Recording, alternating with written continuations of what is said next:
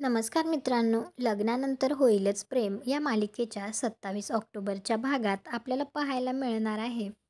काव्याने पार्थसाठी cinnamon coffee बनवलेली असते, तर ती पार्थला देतच म्हणते, "ही घ्या तुमची सिनेमन कॉफी, कशी वाटतीये?" तर पार्थ त्याचा एक सिप घेतो आणि म्हणतो, "मी असली घाणेरडी कॉफी आयुष्यात कधी पिली नाही." दुसरीकडे नंदिनी पेपर बघत असते, त्यावेळी तिला त्यामध्ये आनंद निवासचं औक्षण होणारं एक पॅम्पलेट भेटतं आणि ते पाहून तर तिला धक्काच बसतो. त्यानंतर ती लगेच जीवाला दाखवतच म्हणते, "आनंद निवासचं औक्षण होणारे हे पॅम्पलेट मला आपल्या पेपरमध्ये सापडलं."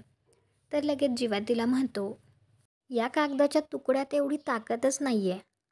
तर नंदिनी त्याला म्हणते, "म्हणजे औक्षण होणार होतं हे तुम्हाला आधीच माहिती होतं तर?" यावर मात्र आता जीवाला काय बोलावं हे काही कळत नाही.